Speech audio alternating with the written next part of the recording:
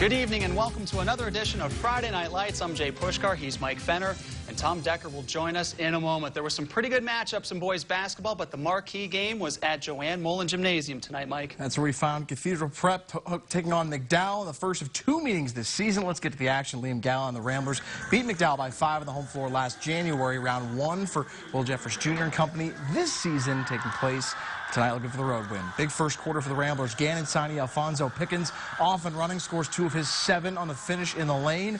Prep starting to heat things up in the first from the outside. Quentin Santillan, 5-point lead there. He had 3 of his 9 on that shot. Trojans take it inside here. It's Mason Beck with the tough 2 in the paint. He had 5. Prep of 4 now and trying to add to it. Pull-up 3, good from Michael Lucarati from the outside. He hits. Tough move on the other end for William Jeffress Jr. Drive to the cup and score here. Prep would outscore McDowell 19-10 in the first quarter. The punctuation down low. Liam Galla barreling through the defender and scoring 2 of his 10 to lead the Ramblers. But the Trojans turn it on in the second quarter and turn things around. First, it's Jeffress, the kick to the corner. Beck open, rise and fire, count it, got the 3. Then off a loose ball, it's Jaden Jefferson to Jackson Hauer. He'll score. 5-0 run to open the quarter. Then on a fast break opportunity, pull-up shot here for Jefferson.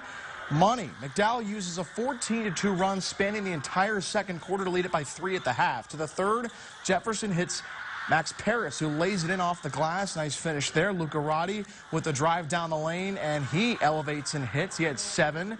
Good finish there. Trojans up in the middle of the third here. Then off the miss from Jefferson, it's Paris, the offensive rebound, power dribble, and put back. He had 13 points to lead McDowell, who takes the lead here. Still in the third, it's Jefferson, the pull-up shot from the elbow.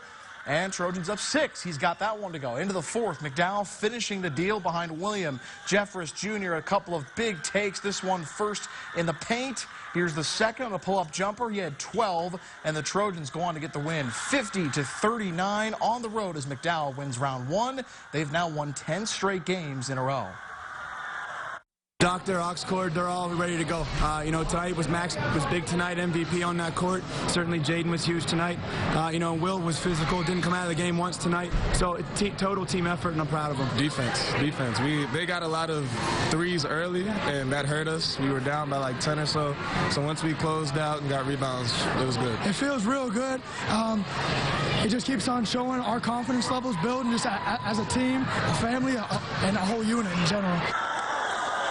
The Lewis Finnison Performance Scoreboard, McDowell wins its 10th in a row, beating Cathedral Prep 50-39 at the Hag tonight. Max Paris with 13 points and 12 from William Jeffress Jr. for the Trojans. Liam Galla has 10 points for Cathedral Prep in the loss. Sticking with Region 7, first meeting of the year between Erie and Kennedy Catholic. This game was back and forth throughout.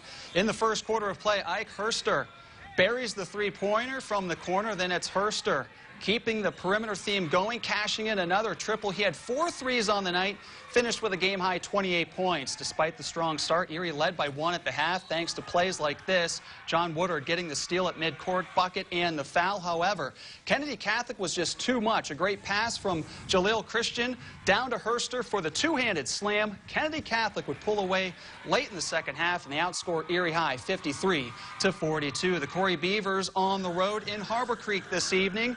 We'll pick it up in the third quarter of play. Huskies up by 5 when Casey Smith drives from the top of the key, adds 2 more for the home squad. Then it's Smith dishing down low to Avery Ennis for another bucket. However, Corey would kind of creep around in this one, and they would try to chip at that deficit. Micah Knapp goes backdoor, finds Logan Jonkis for the nice reverse layup for 2 of his 13 points. Then it's Knapp on the inbounds, pump fakes, then drives baseline for the bucket there. He had 9, but it wouldn't be enough this evening for the Corey Beavers as they fall to Harbor Creek 45-34. Out to Waterford we go. Fort LaBeouf with Kelly Ponsel, former General McLean Lancer, taking on the Lancers, and a 7-3 McLean team on the road here. Third quarter, Bison down by 10. Ben Turry dishing to Derek Black, muscles it in for 2 of his team-high 12. GM with the answer right back, Alex Bruce with the fadeaway look here. Good. The lefty got it. Up by 10 are the Lancers, and LaBeouf's Brandon Dreyer taking his man off the bounce, stops, pops, gets it to drop for 2 of his 15 on the night. More from the Lancers. Nate Jones, the drive, uses the left and finishes off the glass. 14 points in the effort there. Lancers pick up the big win on the road, 42-34. Let's head over to Girard, where the Yellow Jackets played host to Matt Jones at Erie First Christian Academy. Jackets with a cross-court pass here. And it's Austin Barrett taking up off the pump fake. Good off the window for 2.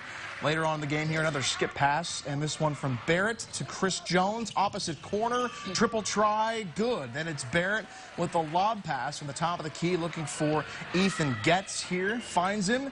And he'll find the finish and the foul. Free throw line jumper is good. He had 14. Barrett, a team-high 25. For Erie First, Aaron Collins with 29 points. But it was Girard knocking off Erie First. The final score in this one, 69-58. Up next, we have Seneca at Northeast. We'll pick it up in the 4th quarter of this one. The Pickers up big already. Tyson Dillenbeck grabs the loose ball, then airs it out to Avery Smith, who finishes strong for 2. Seneca looking for a comeback, though. Sam Luce dials one up from downtown as he would get the nice feed and the nice left-handed shot, knocking down the twine there from the wing. And then moments later, the Pickers would add an answer. Garrett Hine with the crossover and the bucket. Then on the ensuing foul shot, Hine is off target, but that offensive rebound is key as Brandon Perez crashes the boards and gets the putback to go. He finished with a game-high 15 points. Northeast goes on to beat Seneca 56-30. Now it's time to send it over to our 3rd member of our crew, Tom Decker. Tom, take it away.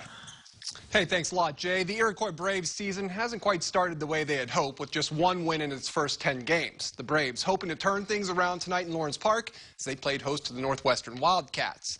The Cats, losers of 5 straight, also looking for a spark to turn their season around. First quarter action, Northwestern's Malachi Schaefer, his jumper's off. Jordan Dohanik, though, is there for the putback, and the Cats jump out to the 2-0 lead. Then off the inbounds pass, it's Joshua Welker to Opal Eichel. He drops one from behind the arch, but back come the Wildcats, working the inside-out game. That's going to be Austin Bird dialing it up from long range. Malachi Schaefer, he's going to get another shot. This time he's going to pass on a jumper, and he's taking it coast to coast. Nice bucket there, though. Wildcats snap that losing streak. They win it 52-47.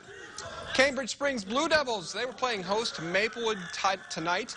The Devils, boy, they came out hot. Trent Wheeler dumps it down into Lance Welker, and we hear all about Lance's 3-point shot. Well, he can also do it close as well. He hits the bucket there. Then check out Welker on the one-hand pass, dishes it in to Jaden Shinsky. That made it 4-0 Cambridge Springs. More from the home team. Zach Kingsley can't get the bucket to go, ends up with the rebound. He's going to find his buddy Matt Andrews sitting in the paint, who hits the easy bucket. That made it 9-0 Devils. Maplewood would finally get on the board here. Clay Cox from way outside here. He's going to knock down the triple. This one would be all Blue Devils, though, as they take it 55-26. Gentlemen, that's it for me. Back to you. Thanks so much, Tom. Some other scores in boys basketball for you. Titusville over Oil City, 67-57. Youngsville beats Union City, 56-44. Cash over Reynolds, 78-54. Eisenhower by 3 over Cochranton, and Franklin by 40 over George Jr.